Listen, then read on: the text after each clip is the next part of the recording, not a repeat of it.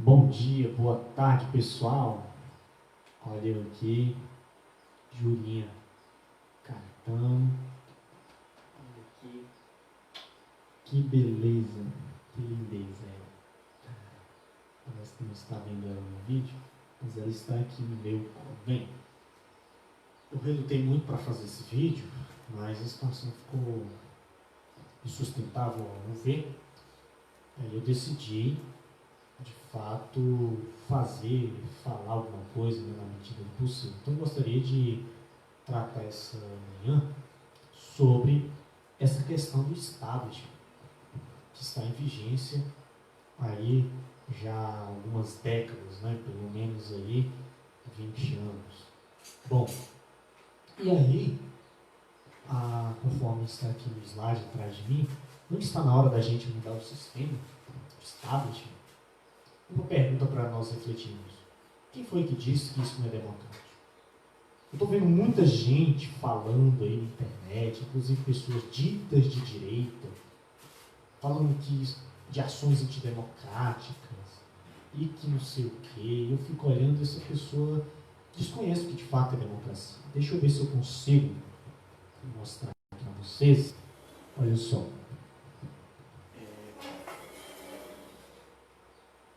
Rapidinho. Aqui.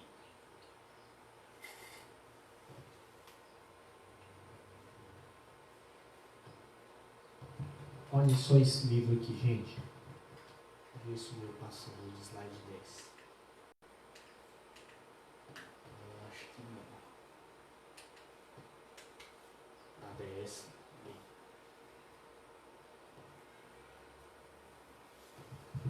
Olha a capa desse livro. Eu tenho 9 livros escritos, apenas um publicado, que você consegue achar aí na editora Clube de Autores. Tá? O livro é Aprovados em Cristo, mas escrito mesmo tem 9 livros.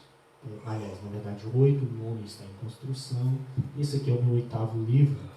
O título dele é Democracia, Prenúncios Bíblicos daquilo que hoje se conhece por democracia. Uma análise bíblico-teológica dessa temática. Agora, o que eu quero mostrar para vocês é isso aqui, olha.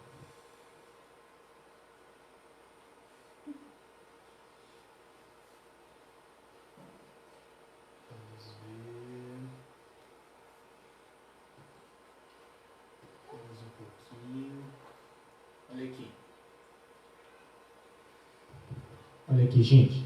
Bibliografia, ou seja, aquilo que as obras que eu tive de consultar para poder escrever alguma coisa nessa temática. Eu fico vendo aí muita gente falando um monte de coisas sobre política e democracia, e na verdade, se brincar, nunca leram um livreto, um folheto sequer sobre essa temática. Eu quero que vocês contem comigo, olha só, conte aí comigo se você puder. 2, 4, 6, 8, 10. 10 páginas sobre 10 páginas sobre essa temática. Deixa eu passar a Julinha aqui, cantando para as mãos da madre dela, né?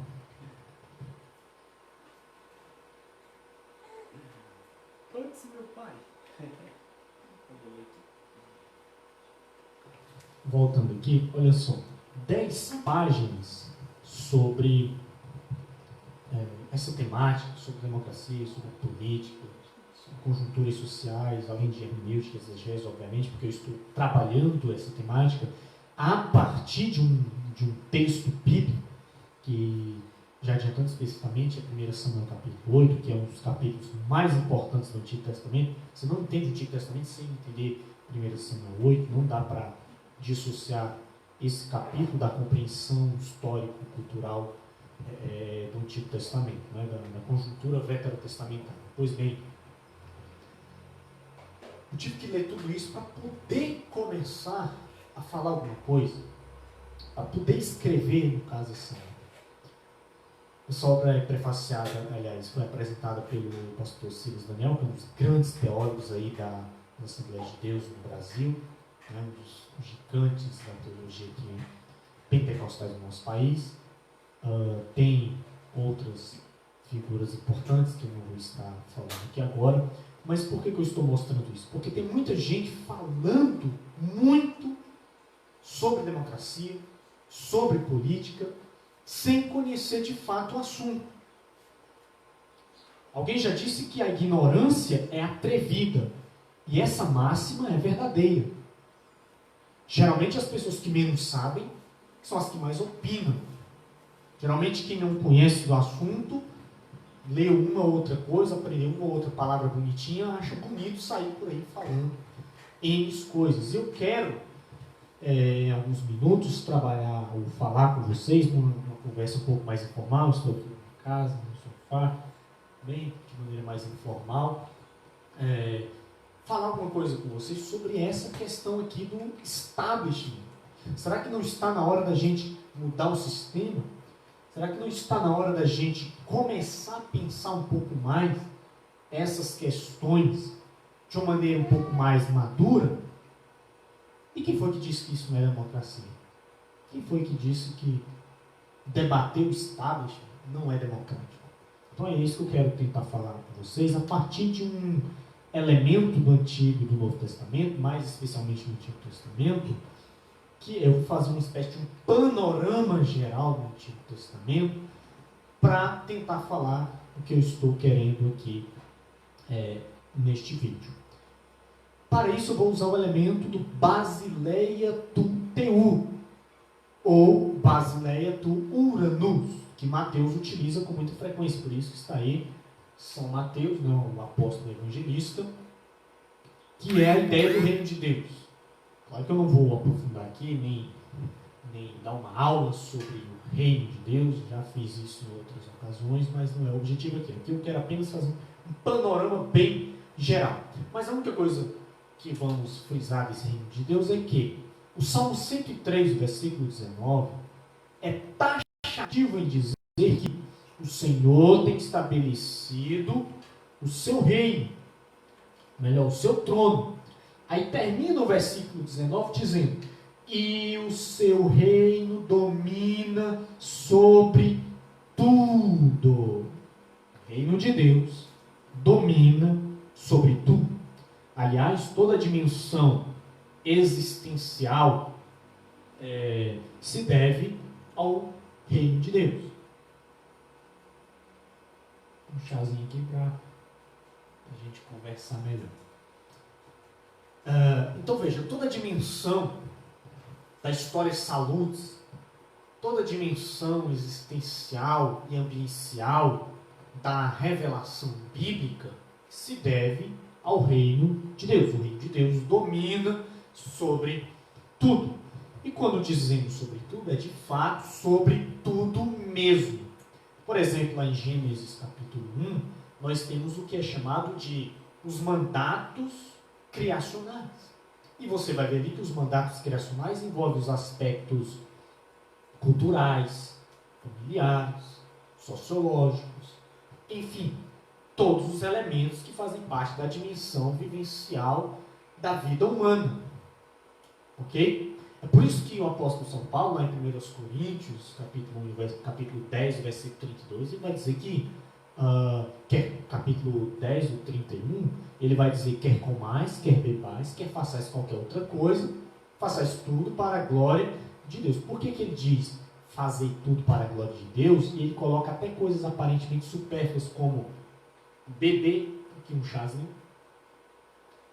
O que ele tem de mais? Eu ingerir água ou eu me alimentar e isso glorificar a Deus? Absolutamente tudo. Porque o reino de Deus domina sobre tudo. Mas aí nós podemos então dizer que a temática do reino de Deus ela é protagonizada amplamente nas escrituras todas, do começo ao fim. Não tem como fugir dessa temática. Aliás, a gente pode dizer de uma maneira mais genérica que a Bíblia nada mais é do que o relato do reino de Deus. sendo que, obviamente, o Evangelho de Mateus é o ponto nevrálgico. Mateus, a temática central é o basileia do teor, o reino de Deus. Mas vem aí uma pergunta aqui para nós. O que é mesmo o reino de Deus, gente? Bom, a pergunta parece ser simples. Muita gente já vai ter a resposta na ponta da língua. Mas, quando eu olho para a história da igreja, eu vejo que muita incompreensão acerca do reino de Deus foi feita.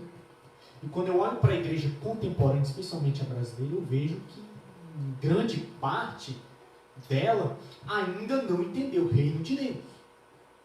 Ainda tem gente que acha que o reino de Deus é a própria igreja, que o reino de Deus é tal, é a obra de Deus, que o reino de Deus é o que eu faço na igreja. Não, e essas incompreensões têm levado a desvios, a erros, a heresias, inclusive a opressões. Você olha, por exemplo, para a igreja na Idade Média, a católica romana, foi feita uma opressão assim, terrível em nome de Deus, por falta de compreensão do reino de Deus. Quando você olha para o Antigo Testamento, você vê os judeus fazendo a mesmíssima coisa em nome do reino de Deus, sem saber o que é reino de Deus. A pergunta é, o que é reino de Deus? Como eu não vou dar uma aula sobre essa temática, então eu vou responder mais objetivamente, dizendo que o reino de Deus nada mais é do que o governar de Deus. Governar de Deus na história, na igreja, na sua própria vida, quer queira, quer não, quer aceite, quer não, quer creia, quer não, e etc. É o governo de Deus. E aqui eu vou ler para você aqui, a palavra de Deus, o livro de Josué, capítulo 2. Gente, Josué, capítulo 2, conta a história de uma mulher. Só que não é uma mulher do povo de Deus, não era uma mulher de Deus, conforme a gente pode dizer no nosso populacho hoje. Era uma mulher, na verdade, pagã. Era uma mulher que, na verdade, vivia uma vida dissoluta, uma vida que, na verdade, desonrava a Deus, essa que é a verdade. O nome dela era Raabe, tá? Ela era o que hoje a gente poderia dizer, por conta da ditadura, do politicamente correto, uma profissional do sexo, ou seja, ela era uma prostituta. Pois bem, mas é da boca dessa mulher que sai uma das declarações mais centrais da Bíblia Sagrada. Que declaração é essa? Josué 2, 11, a parte B do versículo, ou seja, o finalzinho do versículo, olha o que ela diz. Pois o Senhor vosso Deus, isso aqui é naquele episódio, para quem não conhece a história da Bíblia, resumidamente, Josué manda alguns espias para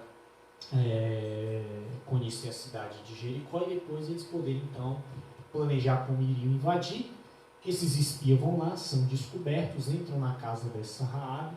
Essa Raabe acaba escondendo esses espias porque ela reconheceu, olha, o Deus de vocês realmente é Deus e vai nos entregar, ou seja, vai entregar essa terra nas mãos de vocês. Então ela reconhece, a gente entende que ela de fato converte-se ao Senhor, tanto é que ela entra na genealogia de Jesus, lá em Mateus, tá? Ela se converte e ela acaba escondendo esses espias. Mas aí ela vai conversar com esses espias. E olha a conversa dela, olha o que ela diz para os judeus, aqueles espias judeus.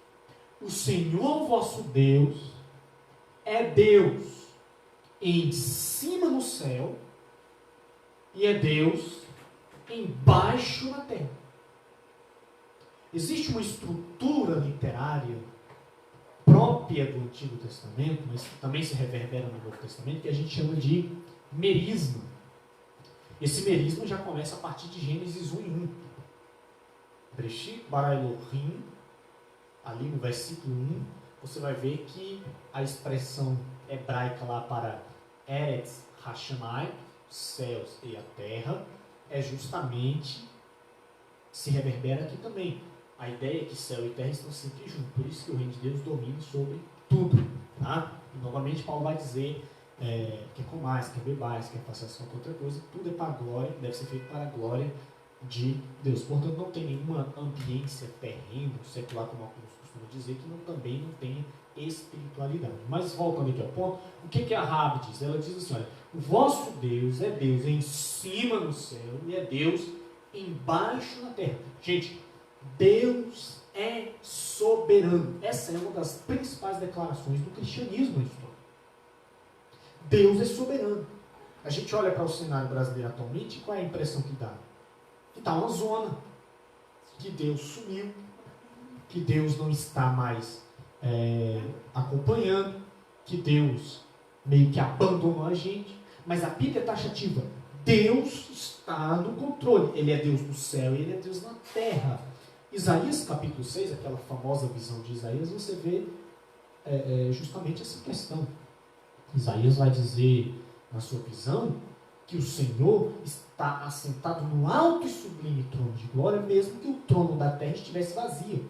Lembre-se que Isaías tinha algum parentesco com o rei Urias, e ele diz, olha, no ano em que morreu o rei Uzias, melhor dizendo, eu vi o Senhor assentado no alto e sublime trono de glória. Ou seja, ele continua no comando da história, ele continua no governo da humanidade, ele continua soberano. Deus é Deus no céu e Deus é Deus na terra. Portanto, o que é reino de Deus? É o governar de Deus, seja na minha vida, seja na igreja, seja na história, seja nas nações, seja onde for. É o governar de Deus. Nesse sentido, a pessoa só pode se dizer que está dentro do reino de Deus quando ela de fato leva uma vida onde Deus a governa. É nesse sentido que a gente pode dizer taxativamente que tem muita gente que está na igreja, mas não está no reino de Deus. Ele até está na igreja, frequenta, vai lá, mas Deus ainda não governa a vida dele, não governa a boca dele, não governa a mente dele. Ele ainda é governado pelo pecado, ele ainda é governado pelos ditames do mundo. Ele ainda é governado, inclusive, muitas vezes, pelo próprio Satanás. Então, quem vive uma vida longe de Deus, longe do governo de Deus, não está no reino de Deus. Está dando para entender isso?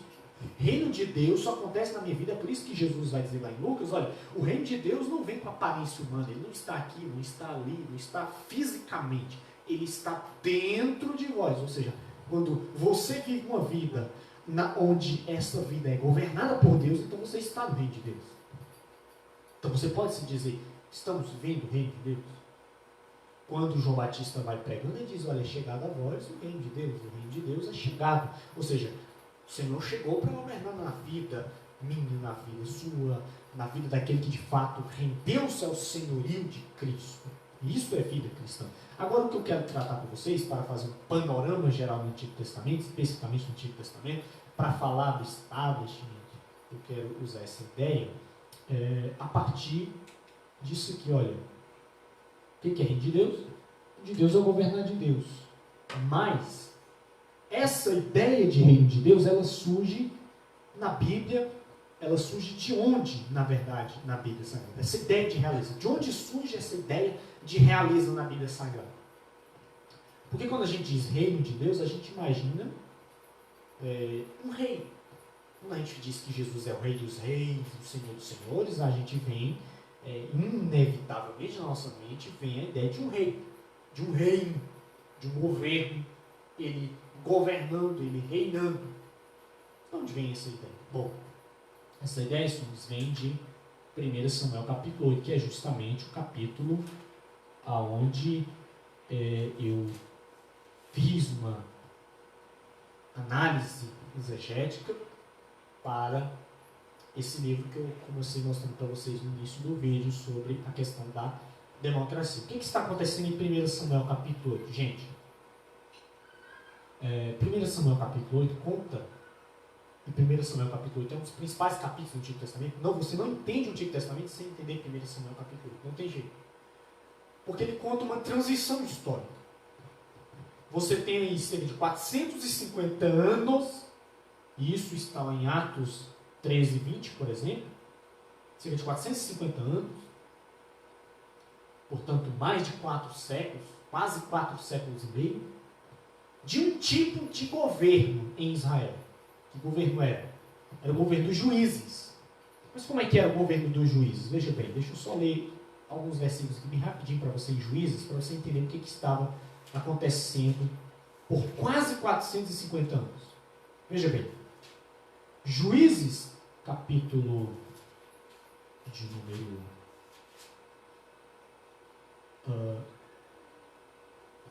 Juízes, vou abrir aqui, capítulo de número 20 e 21, versículo 25, Juízes 21, 25, Juízes 17, 6, 19, 1, 18, 1, aliás, 15, 1, 18, 1 e 21, 5. Todos esses versículos ali para vocês, deixa eu repetir. Juízes 15, 1, Juízes, capítulo 15, versículo 1, Juízes, capítulo 17, versículo 6, Juízes 18, versículo 1 e Juízes 21, versículo 25, vai dizer a mesma coisa. O que estava acontecendo no período do juízo? Eu vou só ler o 21, 25, porque os outros é a repetição. Olha como é que termina, é o último versículo de Juízes. Naqueles dias, que dias? Os dias dos juízes.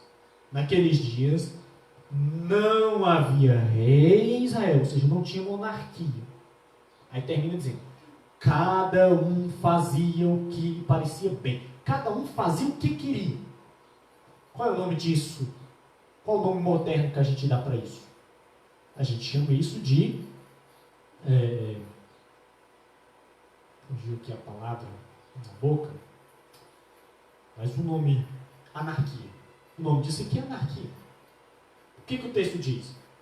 O sistema de governo no período do juiz, que dura por volta de 450 anos, segundo Atos 13 e 20, funcionava assim. O povo de Deus, o livro de Juízes é um ciclo, na verdade, ele é cíclico. O povo de Deus pecava, Deus permitia que eles fossem oprimidos, porque o pecado gera morte, o salário do pecado é a morte, é muito claro isso na Bíblia, tem consequências. O povo, na opressão, depois se arrependia, clamava a Deus. Deus levantava um líder militar, geralmente. Esse líder libertava o povo dos seus opressores. E enquanto aquele líder estava vivo, o povo servia a Deus. Quando aquele líder morria, que era um juiz, aquele líder militar que passava a ser o juiz da nação, quando ele morria, voltava tudo de novo. O povo voltava a pecar e começava tudo de novo. Então, o livro de Juízes gira em torno desse ciclo. Mas, o livro de Juízes diz que naqueles dias não havia rei em Israel. Então, cada um fazia o que queria, meu amigo. Era uma situação completamente abjeta. Você lê o livro de Juízes, você encontra umas histórias assim, terríveis. Por exemplo, Juízes 20, cara, vai contar uma história assim que deixa o goleiro Bruno, né, que esquartejou lá a Elisa Samud no chinelo. Ele é amador perto do que acontece, algumas histórias que acontecem em Juízes. Justamente, era uma situação de anarquia completa, absoluta. Cada um fazia o que queria. Era uma coisa louca, saque, roubo, assassinato de qualquer situação, qualquer espécie com requintes de crueldade, era uma coisa terrível. Aí chega o capítulo 8 de Samuel, o povo está por aqui desse sistema, ninguém aguenta mais o establishment da época, que era o governo dos juízes. Aí o povo chega a Samuel no capítulo 8 e diz assim, Samuel, chega, não dá mais, cara. O negócio está insustentável, não tem jeito. Nós queremos mudar o sistema. Nós não queremos que os teus filhos, porque na época aqui, os filhos de Samuel governavam sobre o povo. Os filhos de Samuel foi juiz, depois os filhos dele estavam sendo juízes em Israel, mas o sistema era o mesmo, a situação era complicada do mesmo jeito. Então o povo chega a Samuel e diz, olha, chega, não dá mais. Não queremos mais mudar os agentes políticos aqui da época, desse sistema de juízo. Queremos agora um outro sistema político sobre nós. Qual é o sistema que eles escolhem? A monarquia. 1 Samuel 8, Israel escolhe um rei. Vão até Samuel e pede um rei. Bom, Samuel diz que isso aqui não seria uma opção muito boa. E ele explica o porquê a partir do versículo 9 em diante. Aí ele vai dizer que haveria, por exemplo, alistamento militar obrigatório, no verso 11. Haveria trabalho forçado para o rei no 12 e no 13. Haveria, por exemplo, taxação tributária altíssima lá no 16 e no 17. Haveria escravidão. Haveria expropriação da propriedade privada no versículo 15 e no 14 também. Ou seja, Samuel mostra, olha, esse sistema que vocês estão escolhendo é um sistema muito bom. Bom, a questão aqui, que eu não vou adentrar, é que já havia sido profetizado nesse período que de fato aconteceria uma monarquia em Israel, especialmente na Deuteronômio, quando Moisés vai se despedir do povo, ele diz: olha, quando vocês entrarem na nossa terra, na nova terra, na terra prometida, vai chegar um tempo em que vocês vão pedir um rei. Então não tem nenhuma objeção aqui. Mas o que eu quero dizer é o seguinte: o versículo, 1 Samuel 8, o versículo de número 7, 9 e 22, Deus diz a Samuel: olha, o povo não rejeitou, não foi a vocês, rejeitou a mim. Mas acontece que essa rejeição a Deus não acontece só aqui em Samuel 8, já vem lá desde o início, do começo do período de Juízes. Então, leia 1 Samuel 8. Só sob essa perspectiva é uma leitura errada, tá? Porque não olha o tempo como um todo. Mas o que eu quero mostrar aqui é que Deus diz a Samuel: ouça a voz do povo. E é sobre essa questão que eu escrevo então esse meu livro. Mas o que eu quero trazer aqui a vocês é o seguinte: politicamente falando, é aqui em 1 Samuel 8, é daqui que surge a acepção de realeza, de reino, de rei e de monarquia. Ou seja, quando a gente fala de reino de Deus, a gente tem que voltar a 1 Samuel 8 para entender essa ideia de rei. Bom, acontece que essa ideia de realeza político-humana é aqui em 1 Samuel 8. E já estava profetizado, conforme já lhes disse, por exemplo, Deuteronômio 17, do 14 ao 20, Gênesis 49, vários outros textos que não vamos nos ater aqui pela questão do tempo. Já estava profetizado. Agora, a ideia de realeza divina é mais antiga do que 1 Samuel. A realeza humana, ou seja, a ideia de um homem como rei em Israel, surge aqui em 1 Samuel 8. O povo vai até Samuel, o profeta Samuel, que também era sacerdote, juiz, e pede: queremos um rei. Agora, a ideia de Deus como rei é muito mais antiga. De onde ela vem? De Êxodo, capítulo 15, que é chamado de o Cântico da Realeza ou o Cântico do Mar Morto. Deixa eu abrir aqui. Êxodo 15, eu vou ler só o versículo 18, diz assim: o Senhor reinará eterna e perpetuamente. Então a ideia de realeza em Deus, ou seja, Deus como rei, surge aqui em Êxodo 15. O que acontece? O livro de Êxodo gira em torno da libertação do Egito. O povo está escravizado lá, 430 anos, no Egito. Deus vai lá, liberta eles, né, com as 10 milagres, as 10 pragas, liberta eles. Capítulo 14 de Êxodo, o povo atravessa o Mar Vermelho. Terminou de atravessar o Mar Vermelho, aí começa o capítulo 15, justamente assim: então cantaram Moisés e os filhos de Israel este cântico ao Senhor. Aí aqui é o cântico da realeza. Eles atravessam o Mar Vermelho, começam a cantar o cântico da realeza do outro lado, e inclusive no final Miriam e as mulheres começam lá a tocar os seus tamborins e dançar louvando ao Senhor. Bom, acontece que nesse cântico você tem aqui a ideia de Deus como rei. Por quê? Porque a ideia de rei na antiguidade, gente, está diretamente relacionada ao 1 Samuel capítulo 8. Então, linkar Êxodo 15 com 1 Samuel capítulo 8 é vital para esse entendimento. Olha aí a pergunta: por que a ideia de realeza humano-política de 1 Samuel 8 é tão importante para a compreensão da ideia de realeza divina, a realeza de Yahvé, de Êxodo 15, 18? Muito simples.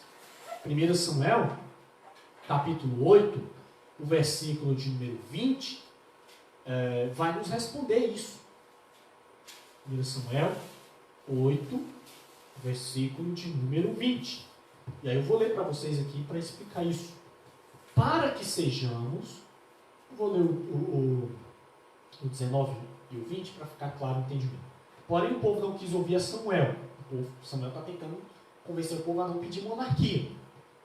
Aí o povo não escuta Samuel e disseram a ele: não, mas haverá um rei sobre nós. Aí o 20 começa dizendo: para que sejamos como todas as outras nações, ou todas as demais nações.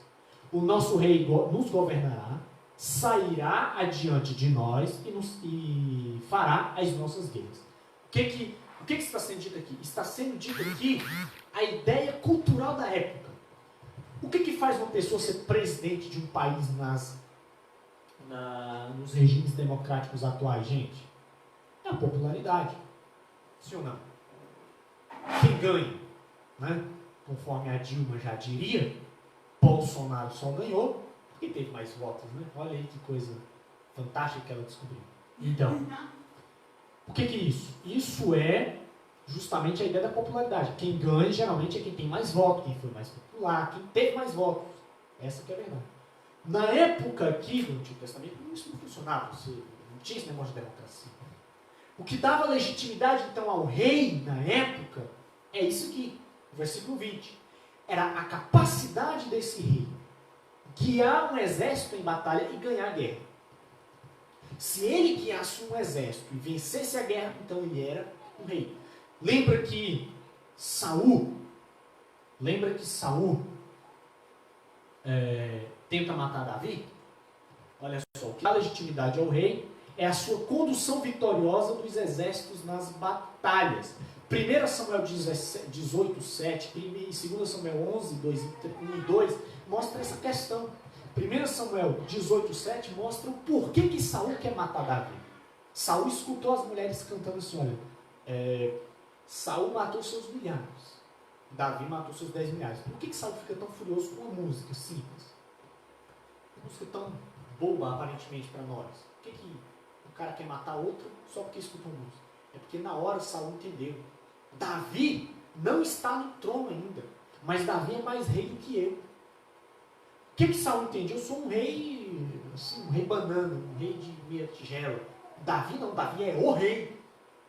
Porque Davi venceu mais guerras do que eu. Então é o que o povo está dizendo aqui. Todas as culturas da época, para a pessoa ser rei, tinha que ter essa capacidade. Olha o que o texto diz. Para que sejam como todas as outras nações. Porque era a ideia da época. Todas as nações pensavam do mesmo jeito. O nosso rei tem que nos governar, sair adiante de nós e fazer a nossa guerra. Ou seja, se você sair na frente da batalha, vencer essa batalha, então você é rei. Acabou. Não interessa. Tá? Isso era a ideia da época. Bom, e o que isso tem de mais com o Êxodo 15? É exatamente isso que Yahvé faz desde o início, com destaque para Êxodo 14 e 15, conforme a gente mostrou. Inclusive, Números 21, existe um livro perdido, que é o livro das guerras de Yahvé. Ou seja, o que Deus faz? Deus vai na frente e vence essa guerra para os seus filhos. Deus vai na frente e garante a vitória ao seu povo. Aliás,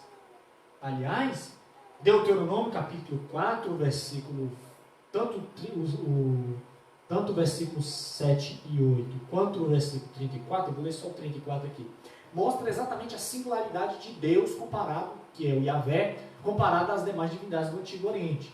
Diz o 34, se um Deus intentou tomar para si, vou ler o 33 e o 34 para ficar fácil.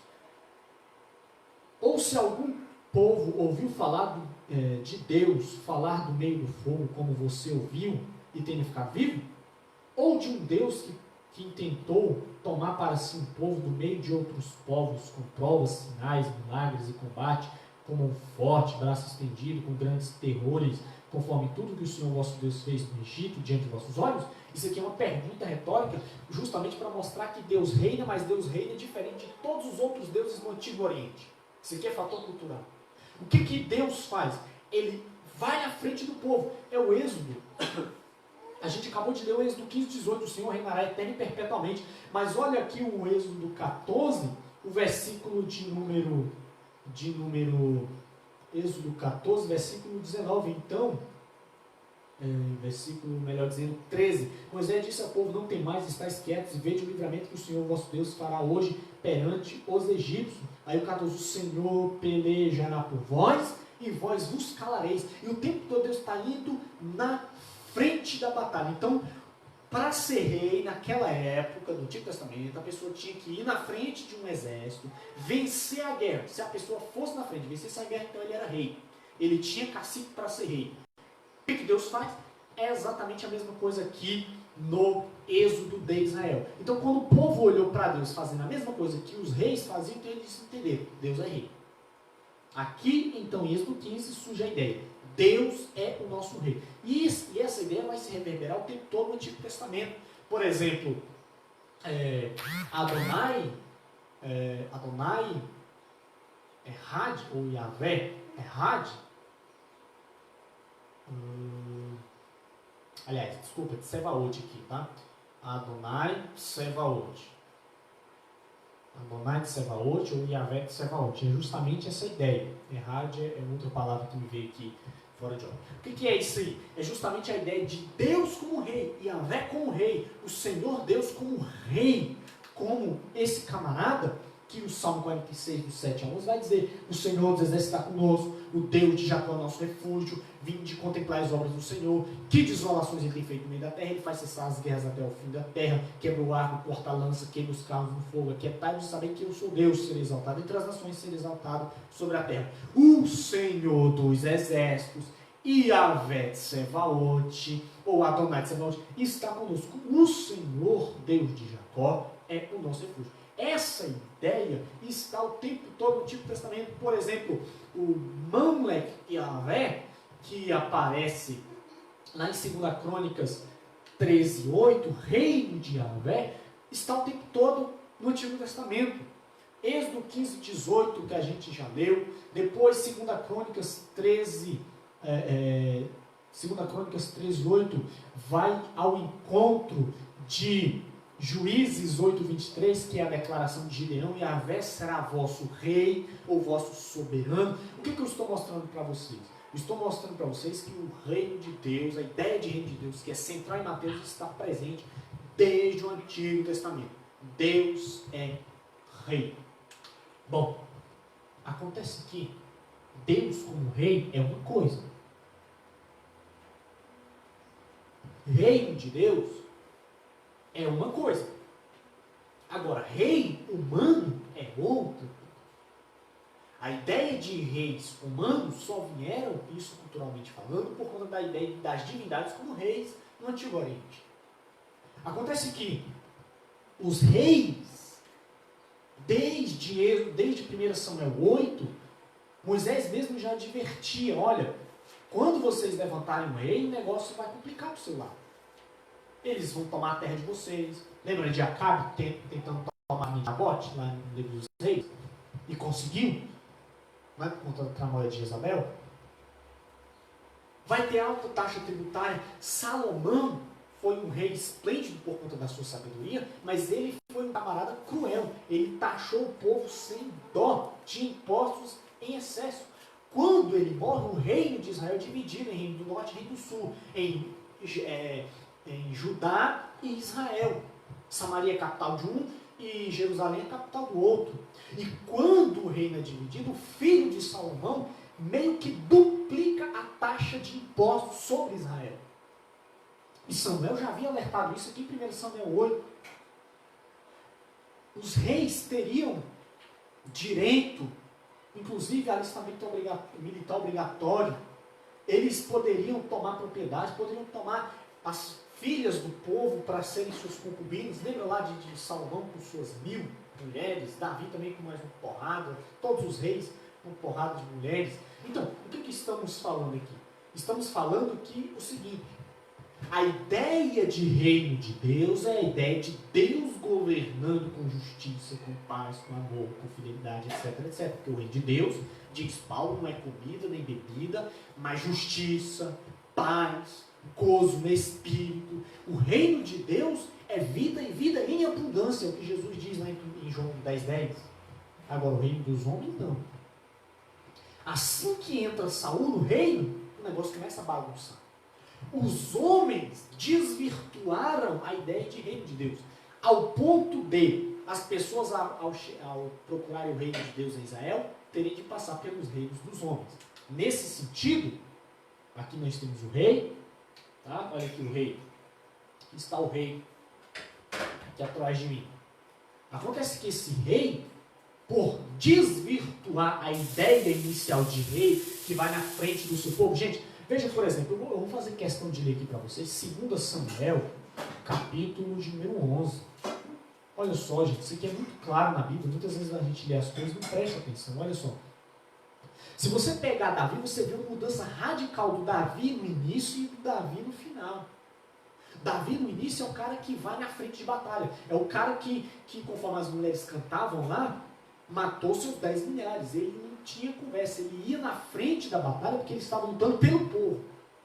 Davi é o cara que, quando vê o Golias afrontar o povo, sozinho vai para frente e enfrentar o Golias, sozinho, sem a ajuda de ninguém, porque ele estava defendendo a honra do seu povo Israel, a sua pátria, e a honra do seu Deus.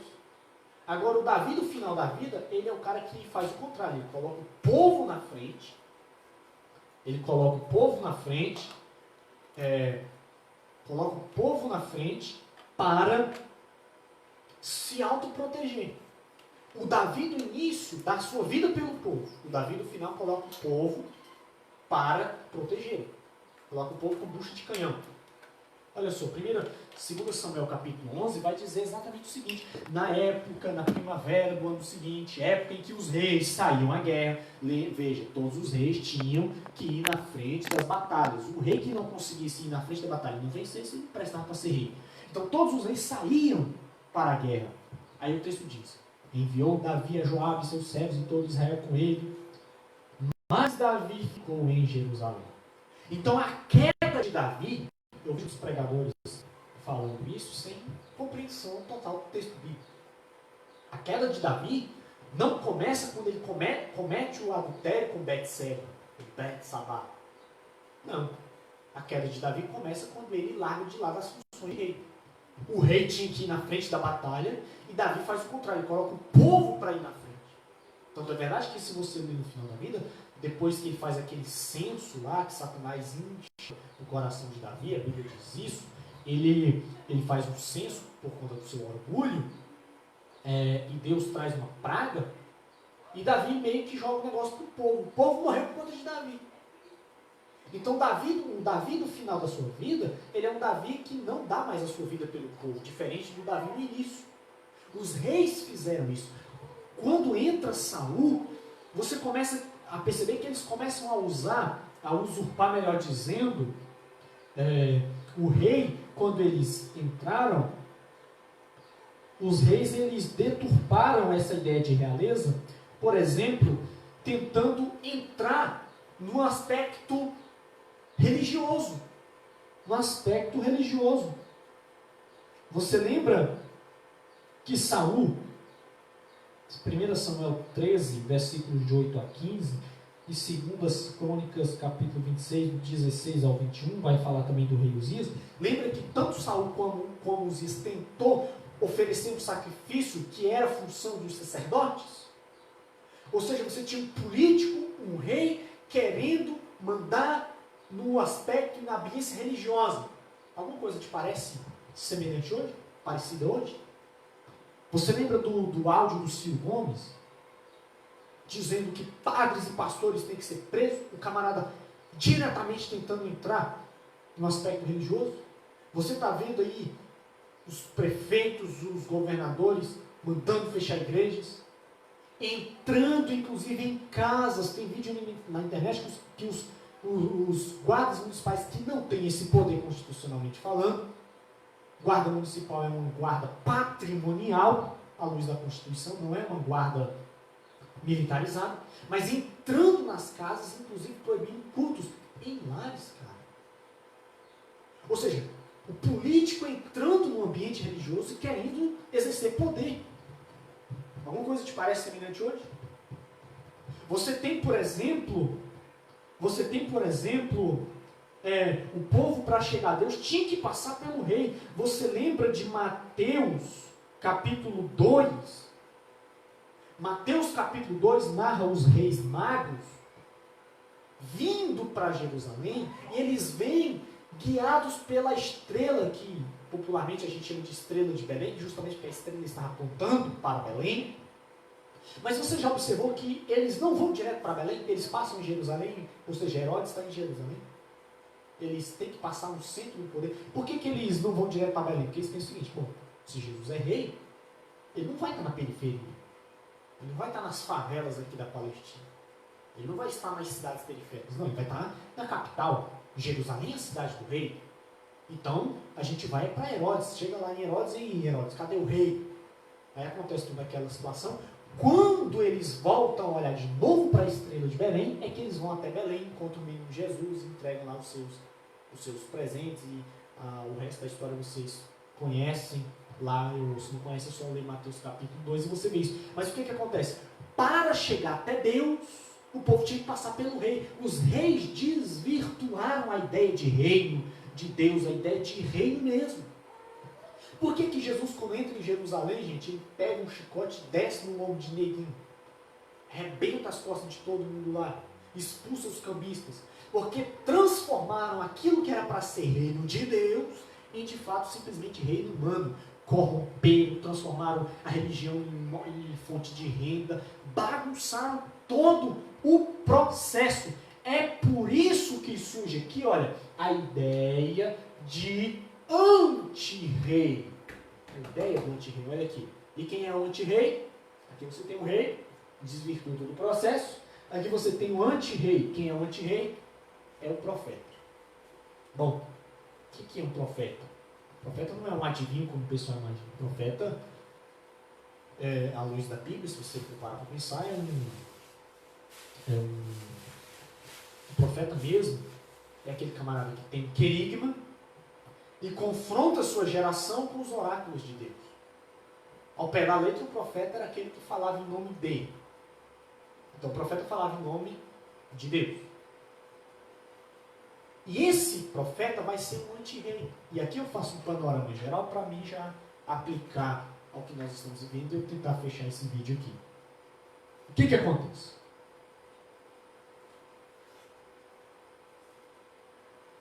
O que acontece? 1 Reis 18, 17 a 18, você entende essa ideia de anti-rei. Sucedeu que, vindo Acabe, Elias disse: és tu perturbador de Israel?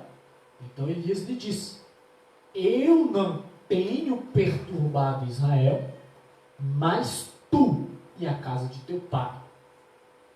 Então o anti-rei é esse profeta, é o cara que vai até o rei, mete o dedo no nariz do rei e diz: olha, rei, você fez isso errado, você fez isso errado, você está cometendo isso e isso, você tem que parar com isso e isso, Deus manda te dizer isso, isso e isso e aquilo. O anti-rei é o profeta que confronta o rei.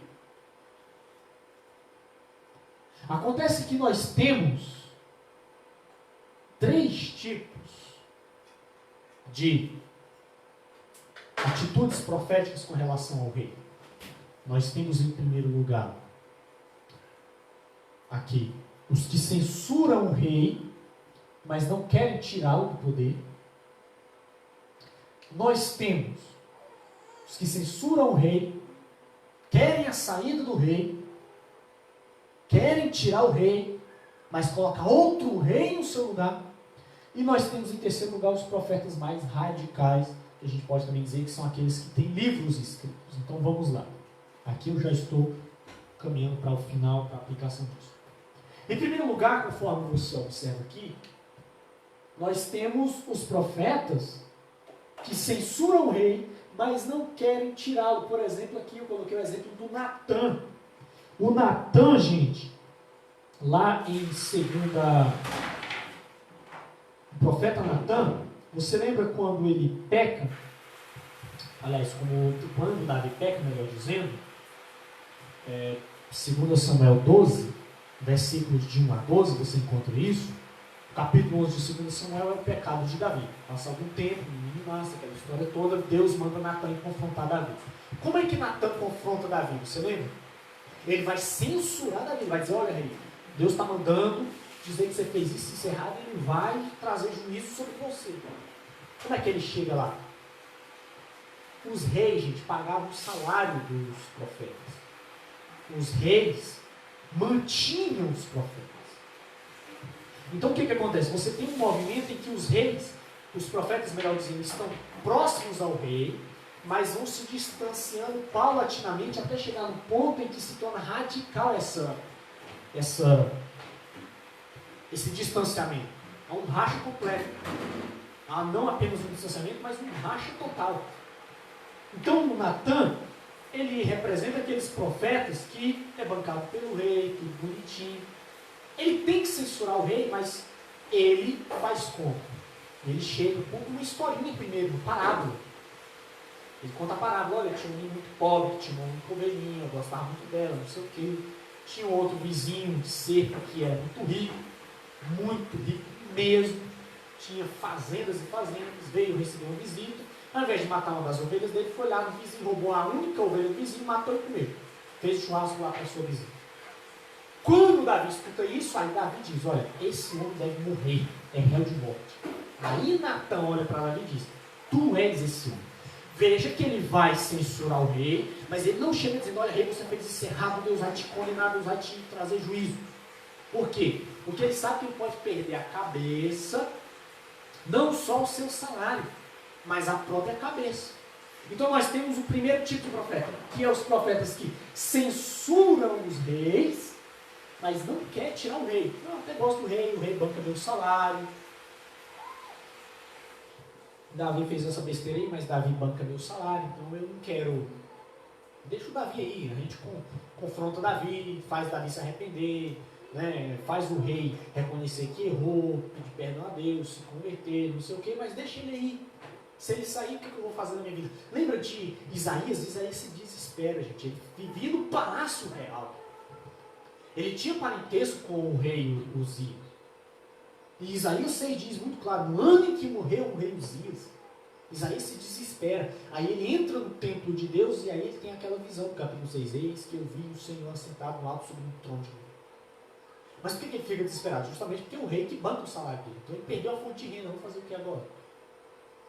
Entendeu? Então ele não quer tirar o rei. Ele censura o rei, confronta o rei e tudo mais, mas ele não quer tirar o rei. Depois nós temos o segundo tipo de profeta, de anti-rei.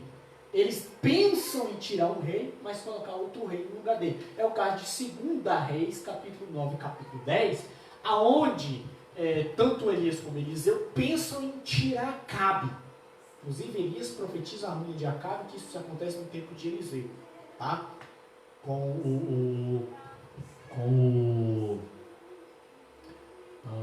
Deixa eu abrir aqui, 2 Reis 9 e 10. 2 Reis 9 e 10, nós temos ali o general Jeú. O general Jeú deu um golpe lá em 2 Reis 9 e 10 em Acabe, né?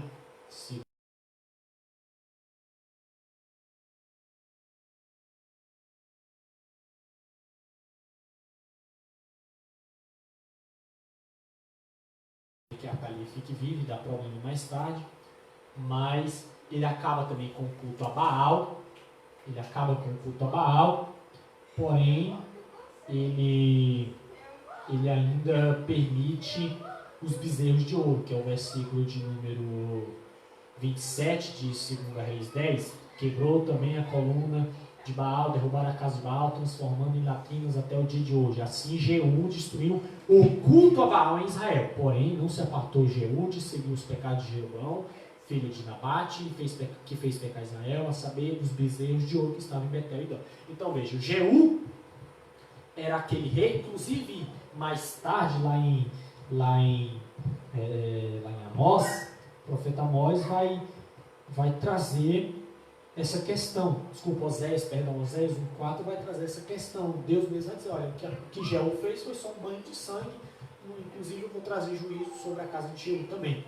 Ou seja, o Eliseu e o Elias é aquele tipo de profeta, de anti-rei, que quer tirar o rei que está no poder no momento e colocar outro rei. Não quer mexer no sistema. Não querem. Tira esse rei.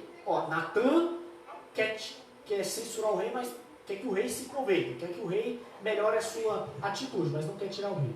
Eliseu e Elias quer tirar o rei e colocar outro rei no lugar dele. Não quer mexer no sistema. Depois nós temos os profetas que têm livros, ou seja, aqueles que se tornam mais radicais. Você já viu que tem profetas na Bíblia que não tem livro? Exemplo, Elias, Eliseu, o próprio Natã, vários outros. São profetas, a história deles é narrada entre os reis, o livro de crônicas, etc., entre Samuel, mas eles mesmos não têm livro. Você não tem o livro de Elias, o livro de Eliseu. Agora você tem, por exemplo, o livro de Amós, o livro de Oséias, enfim, os profetas que tiveram livro. Esses profetas, especialmente os menores, eles se tornam radicais. Eles querem acabar com esse negócio de rei e de monarquia. Especialmente o profeta Amós. Se você ler o livro de Amós, você vai ver a força de expressão que ele usa com relação a isso. Eles não querem nem rei, nem monarquia. Eles querem voltar à ideia do Israel primitivo, que é a ideia do Israel tribal, onde só Deus é rei sobre eles, onde Yahvé reina, onde não tem rei. Eles querem voltar ao período antes de 1 Samuel, onde Deus governava sobre eles. Essa era a ideia. Bom, aplicando isso aqui, aí eu caminho agora para o encerramento. Você tem um tipo de anti-rei que quer manter o rei, só quer que o rei mude algumas posturas dele. Depois nós temos os profetas que querem tirar aquele rei, usando a palavra de hoje, querem o impeachment daquele rei em vigência e querem colocar outro rei no lugar. Ou seja, querem mudar o agente político do governo, querem mudar o agente que está no poder e colocar outro. Não querem mexer no establishment. Querem manter o mesmo status, o mesmo establishment político em vigência. E você tem outros que querem derrubar tudo e começar do zero. Porque o sistema todo está corrompido. E aqui, gente, é que eu vejo uma correlação muito próxima com o que acontece no país hoje. Olha, nós vivemos em um regime democrático, pelo menos em tese. Na verdade, o que nós temos no Brasil é um complexo sistema democrático, pluripartidário, republicano, presidencialista.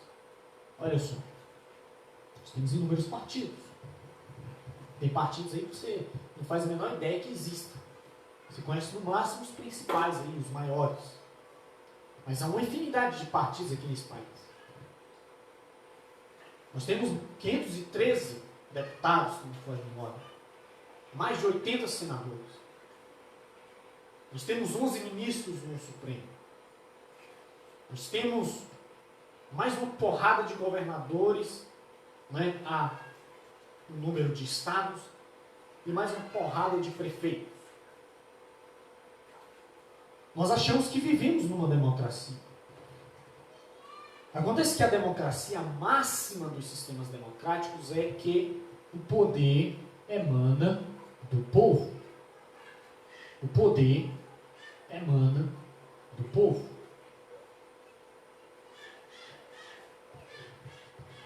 Acontece que, para que o poder, de fato, seja democrático, ele tem que emanar do povo. E no nosso país, há décadas que isso não acontece. Há décadas. Se você assistir, por exemplo, o filme da Brasil Paralelo, eles mostram quanto o povo brasileiro foi enganado durante décadas com a estratégia aí das tesouras. Basicamente, é você ter uma falsa oposição, uma oposição que, inclusive, um desenho muito antigo, a Família Dinossauro, já trazia esse tipo de reflexão democrática, já trazia esse tipo de reflexão para nós, mostrando que a oposição, na verdade, nos sistemas democráticos, aqui tem servido simplesmente para enganar o povo. Porque é uma falsa oposição, é uma oposição apenas a nível midiático.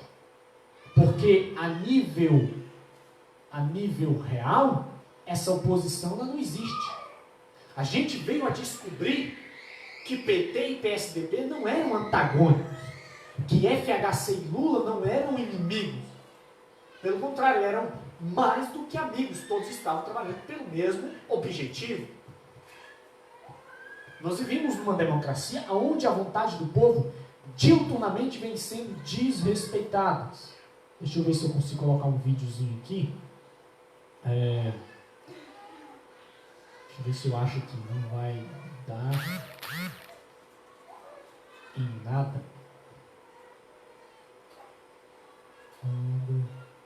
Menina nas manifestações. manifestações.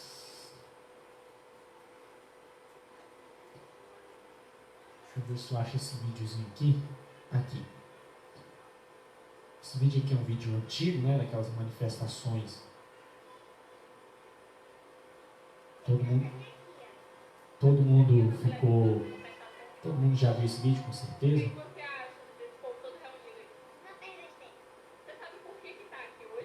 Olha só, o repórter vai perguntar por que a menina está ali hoje, né? Ela responde, não sabe.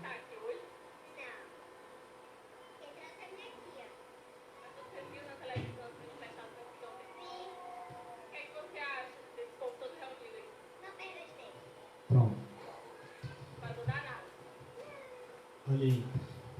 Garotinho, não sei qual a idade dela, mas eu vou ser bem sincero, ela tem sido mais inteligente do que o nosso povo brasileiro como um todo. Ela está nessa manifestação, a repórter pergunta por que ela está ali, ela foi trazida pela tia, né, fazer volume. Aí a repórter vai perguntar o que ela acha disso, e a resposta dela, olha, uma perca de tempo. Se isso vai mudar alguma coisa, ela responde, não vai mudar nada. E ela está certa. Por quê? Porque nós temos um establishment viciado, gente. Não tem jeito. Só não vê isso quem não quer. Até cego consegue ver isso. Nós estamos em um sistema em que a vontade do povo não é observada. E aí você acha que vive uma democracia só porque nós votamos? O voto não é marca sine qua non da democracia. O voto faz parte do processo democrático, obviamente, mas não é porque tem voto que você tem uma democracia. Você tem uma democracia quando a vontade do povo é cumprida. Todo poder emana do povo. O que é a democracia? Desde lá da Grécia Antiga, o termo grego, poder e povo. É o poder do povo. Se o povo não tem sua vontade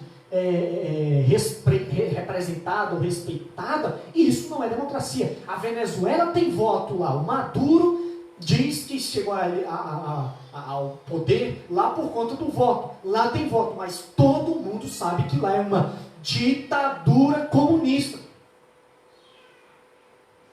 Então não é porque tem voto que tem democracia. Aliás, nós somos uma das únicas democracias do mundo que ainda faz voto por urnas eletrônicas.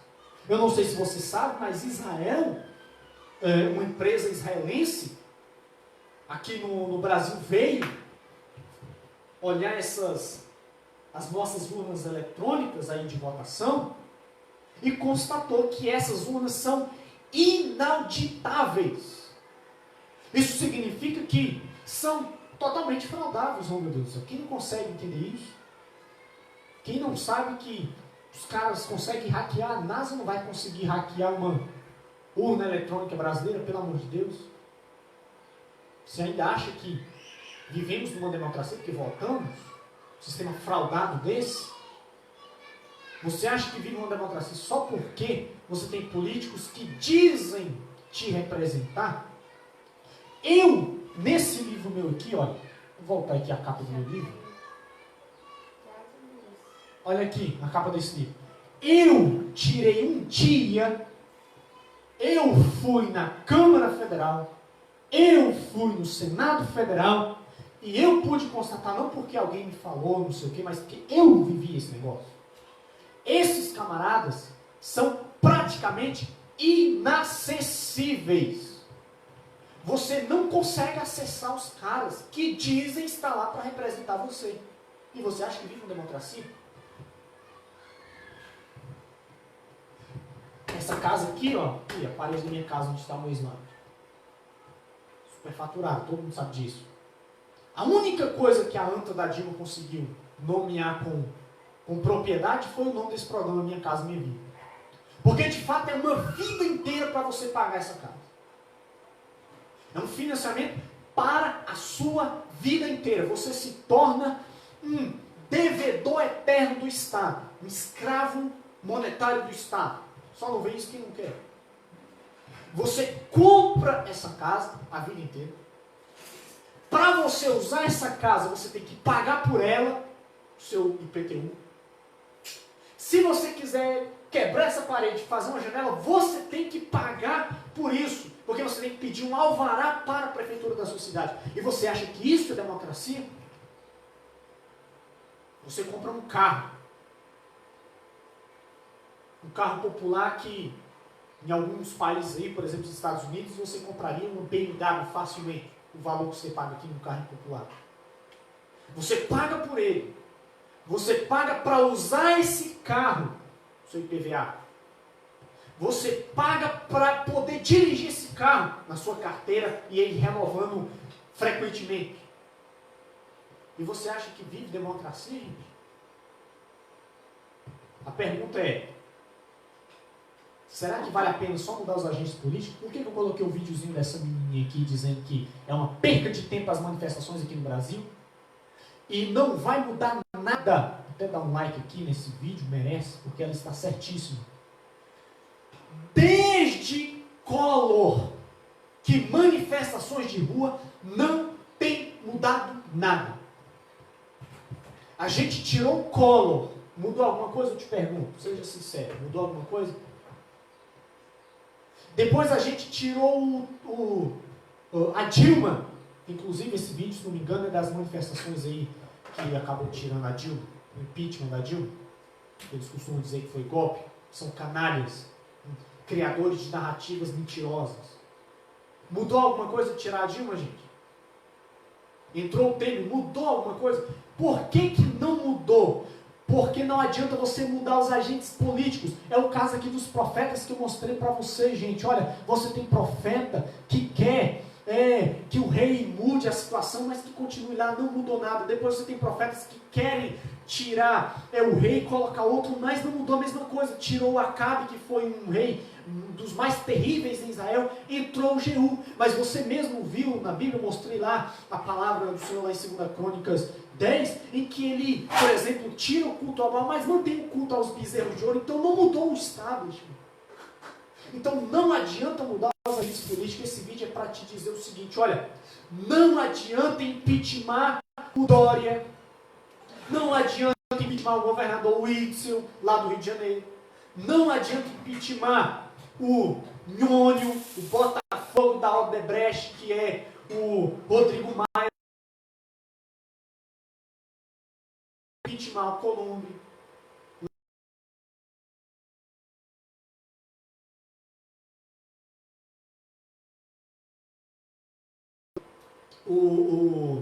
o Toffoli, o presidente Toffoli lá do STF. Por quê? Porque o sistema está corrompido. É você trocar um, colocar outro para continuar a mesma coisa. Tiramos lá da Câmara Federal, tirou o antigo presidente, meu pai, me foge o nome aqui do infeliz.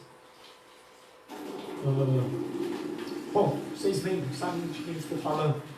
O Cunha. Caiu o Cunha da presidência da Câmara. Entrou o Maia. Mudou alguma coisa? Nós não vivemos uma democracia plena. Nós vivemos, no máximo, um semi-parlamentarismo. Gente, quando começou a Operação Lava Jato, uma coisa que ficou muito óbvia para mim e a maioria das pessoas não percebeu foi o seguinte: por que a Odebrecht estava praticamente mandando no país junto com as grandes empresas? O que estava acontecendo? Por que eles estavam, melhor dizendo, conseguindo tudo aquilo? Porque eles compraram o Senado e a Câmara. Eles compraram o Parlamento. O Parlamento brasileiro é bicameral. É Câmara Federal e Senado Federal. Acontece que é lá que é feito as leis. Então você não precisa do executivo com o presidente, nem do legislativo do judiciário, melhor dizendo, com o STF. Se você compra um parlamento, você manda no país. Então esses camaradas compraram os caras que faziam as leis. Odebrecht, OAS, várias outras empresas, a JBS lá dos irmãos Wesley. Só no final que descobriram que o Temer estava envolvido, quando lançou, os irmãos Wesley lançaram aquele vídeo, aquele áudio lá do tem que manter isso, viu? Lembram disso, desse áudio? Lá do Temer? Mas por que só descobriram no final? É porque não precisa do executivo, do judiciário, se você controla o parlamento. No Brasil nós vivemos um sem parlamentarismo. Você acha que vive uma democracia, um presidencialista mesmo? O presidente emite uma lei, o parlamento vai lá e derruba essa lei.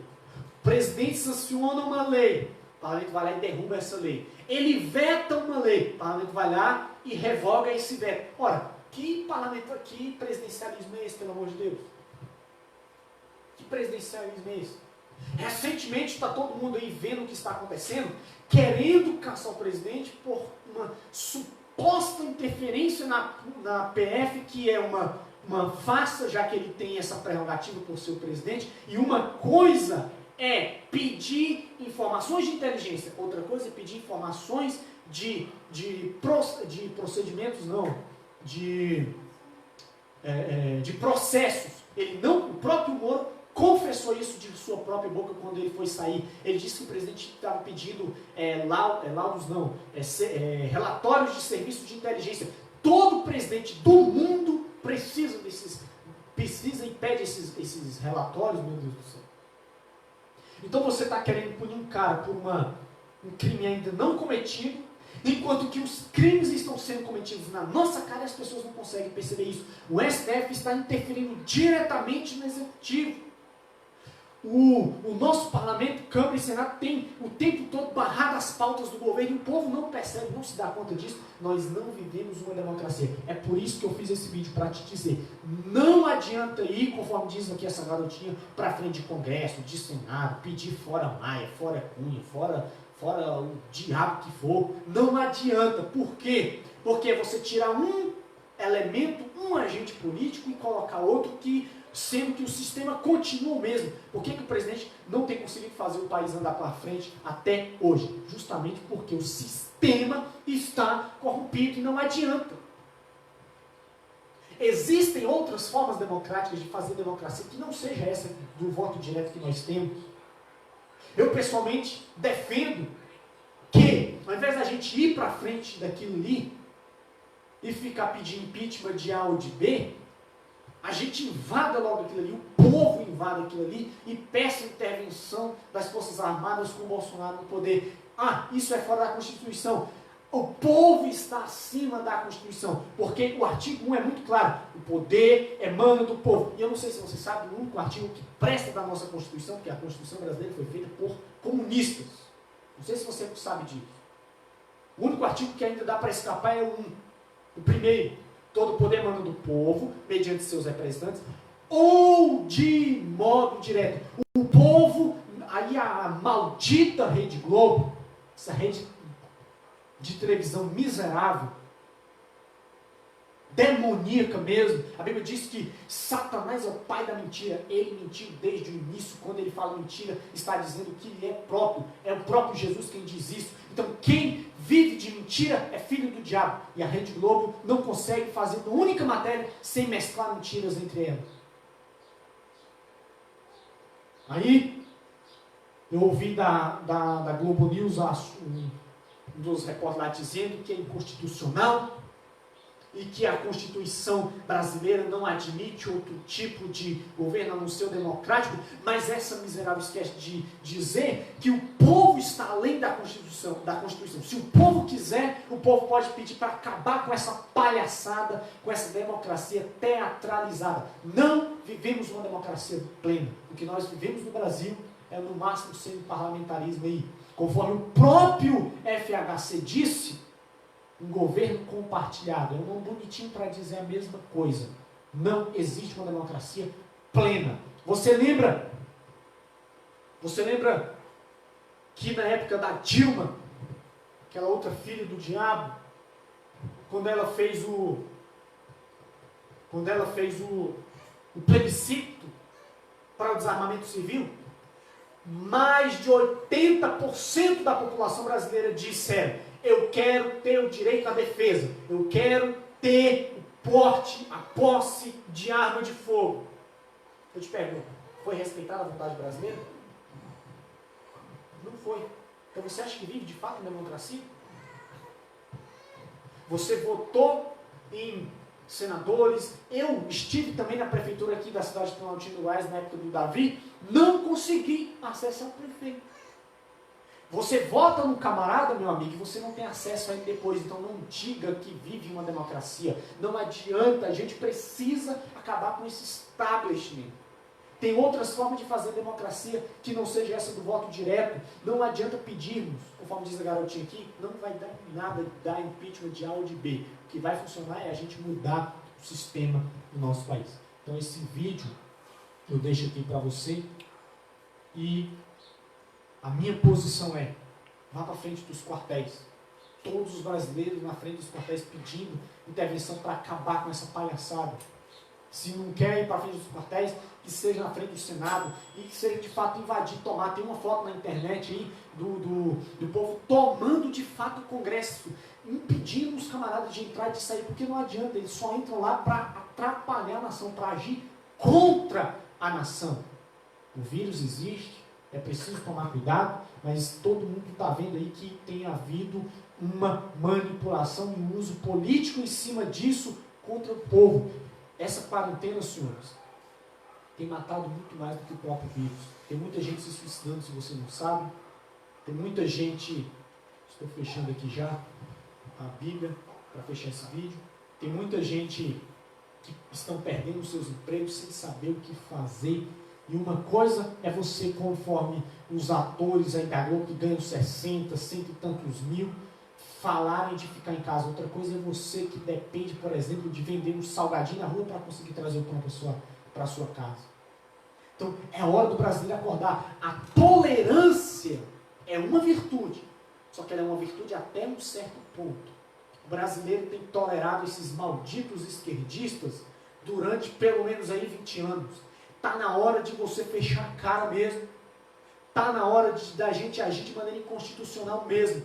Ir lá para frente e dizer, essa Constituição não nos representa, esse parlamento não nos representa, e não adianta dizer que falar contra as instituições é antidemocrático. As instituições não são democracia. A democracia é o povo, é a vontade do povo. As instituições representam o Estado de Direito, e elas só são úteis à medida em que servem ao povo.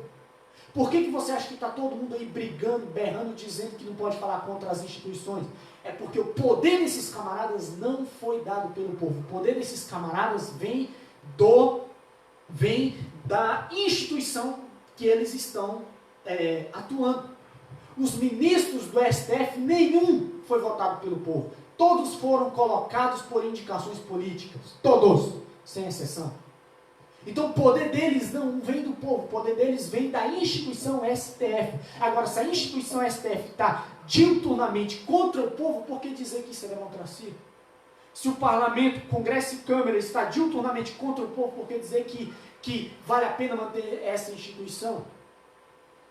É mais ou menos, desculpe a expressão aqui, o exemplo que eu vou citar, aquela pessoa, aquele camarada, aquela mulher, melhor dizendo, que vive um relacionamento onde ela apanha do marido o tempo todo, mas ela teme abandonar o casamento por conta de não sei, porque ela é bancada, enfim, ela não tem independência financeira. Aí a pergunta é, para que mantemos uma instituição como essa? Para que mantemos um casamento democrático, entre aspas, com o Congresso e com a STF, se o tempo todo eles ferram a gente?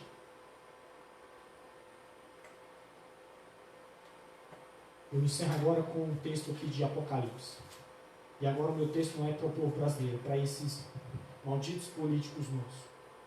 Apocalipse vai dizer que quem for sujo, suje-se mais.